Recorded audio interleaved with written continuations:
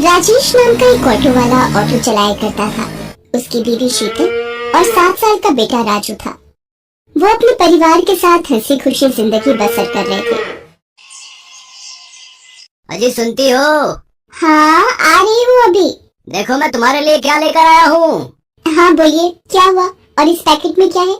खुद ही देख लो, ये लो खोलो। इसमें तो साड़ी है जी। हाँ पता है मुझे। ये साड़ी किसके लिए है? अरे मेरी प्यारी बीवी, ये तुम्हें दी है तो तुम्हारी हुई ना। ये तो बहुत प्यारी है, पर इसकी क्या जरूरत थी? इतना तो हम पैसा बचा भी नहीं पाते, और ये फालतू के खर्चे क्यों किए आपने? अरे पगली, मैं वैसे भी तुझे कहाँ कुछ दे पाता हूँ, एक साड़ी ही तो है। तू कभी कुछ नहीं मांगती मुझसे। आज थोड़ा धंधे में मुनाफा हुआ तो सोचा आज तेरे लिए एक साड़ी ले चलता हूँ। बहुत दिन से तुझे कुछ दिया ही नहीं। मैं जानती हूँ हालातों को, तभी तो आपसे कुछ नहीं मांगती। चल अब ये बेकार की बातें बंद कर और इसे पहन कर दिखाओ। देखो तो इसमें मेरी बीवी कितनी सुंदर दिखती है। शीतल साड़ी पहनने अंदर चली जाती है और थोड़ी देर में साड़ी पहनकर बाहर आती है। आहा, देखा साड़ी कितनी सुंदर लग रही है तुझ पर। ये रंग तुझ पर बहुत खिल रहा है। इसी तरह हंसी खुशी से दिन बीत रहे थे। अचानक से राजेश की पत्नी शीतल बीमार हो जाती है और डॉक्टर की फीस और दवाइयाँ देते देते राजेश को अपना ऑटो बेचना पड़ जाता है। अब तो मेरे पास पैसे भी खत्म हो गए और शीतल की तबीयत में कोई सुधार भी नहीं हो रहा। अब पैसे कहाँ से आएंगे? शीतल को इस हालत में नहीं देखा जाता। ऐसा करता हूँ, अपना ऑटो बेच देता हूँ। राजेश ये सोचकर अपनी ऑटो लेकर एक दुकान पर पहुँचता है।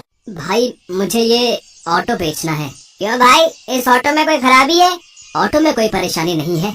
मुझे पैसों की सख्त जरूरत है। मेरी बीवी बहुत बीमार है और मुझे पैसों की जरूरत है, इसलिए मुझे ऑटो बेचना पड़ रहा है। अरे भाई, अगर ऑटो बेच दोगे तो घर का खर्चा कैसे चलाओगे हैं? हाँ, पर बीवी की तबीयत भी तो देखनी है। उसकी दवाइयों के लिए मेरे पास पैसे नहीं है और मुझे कुछ समझ में नहीं आ रहा है कि अब क्या करूं। अरे भाई, एक काम कर सकते हैं आप, ऑटो बेचकर एक रिक्शा ले लो, जिससे कुछ पैसे भी मिल जाएंगे और तुम घर चलाने के लिए रिक्शा भी ले लोगे। क्या समझे? बात तो तुम सही कह रहे हो भाई। राजेश बात मान जाता है।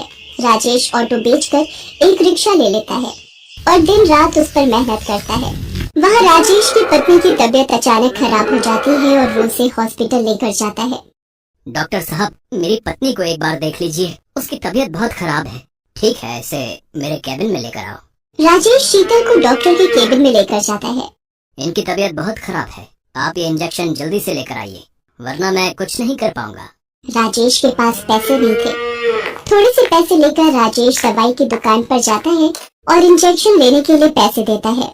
इनमें 10 रुपए कम है। भाई मुझे इंजेक्शन दे दो, मेरी बीवी की तबीयत बहुत खराब है। पहले 10 रुपए लेकर आओ।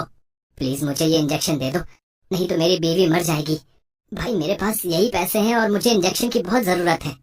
राजेश उसी दुकान के सामने रोने लग जाता है। उस दुकान वाले से रोते रोते अपनी बीवी के लिए इंजेक्शन मांग रहा होता है, लेकिन वो दुकान वाला बहुत लालची था। वो राजेश को वहाँ से भगा देता है। अरे कुछ भी करो, मुझे 10 रुपए दो तभी इंजेक्शन मिलेगा, वरना निकलो यहाँ से। राजेश बिना इंजेक्शन के ही वापस आ जाता है और उसकी बीवी का देहांत हो जाता है। राजेश अपने बेटे के साथ रहने लगता है। उधर दुकानदार, जिसका नाम विपिन था, जहाँ राजेश के पास पैसे न होने पर उसने राजेश को धक्का देकर भगा दिया था, वो एक बहुत ही लालची दुकानदार था। वो दवाइयों से बहुत पैसा कमाता था, इसीलिए उसने अपनी बहुत जायदाद कर ली थी।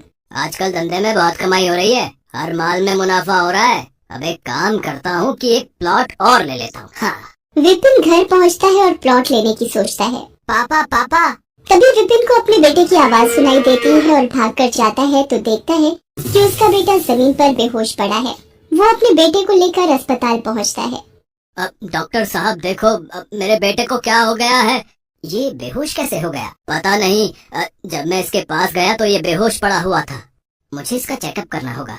डॉक्टर उसका चेकअप करता है तो वो विपिन को बताता है। अब क्या हुआ डॉक्टर? मेरा बेटा ठीक तो है? नहीं। क्या हुआ डॉक्टर? आप जरा तसल्ली रखें। अब क्या बात है डॉक्टर साहब, ऐसा आप क्यों कह रहे हैं? मुझे बहुत दुख के साथ कहना पड़ रहा है कि आपके बेटे को कैंसर है।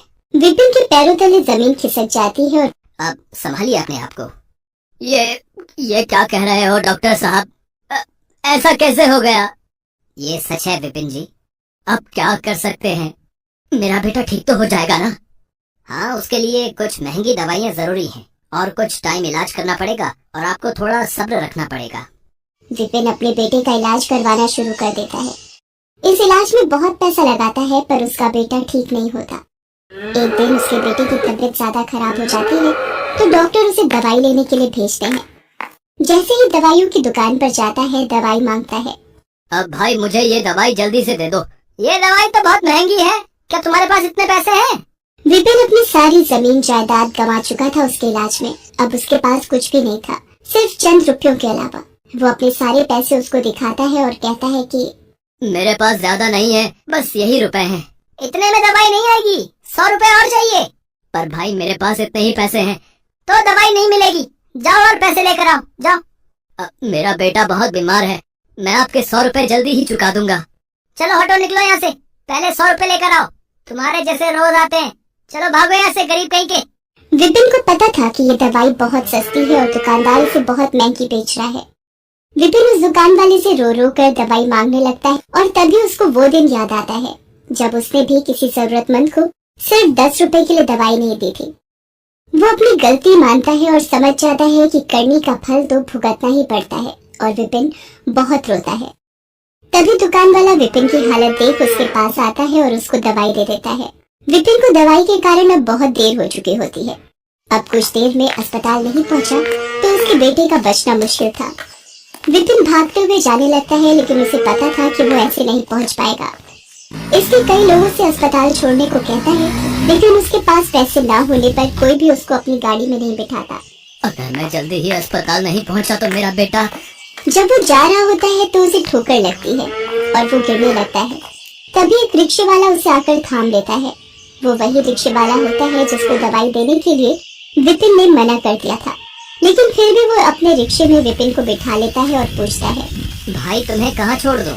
मेरा बेटा अस्पताल में है, मुझे वहाँ जल्दी पहुँचना है, लेकिन मेरे पास पैसे नहीं हैं।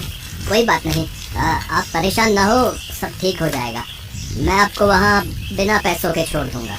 विपिन बैठे बैठे बस अपने किए पर पछता रहा होता है।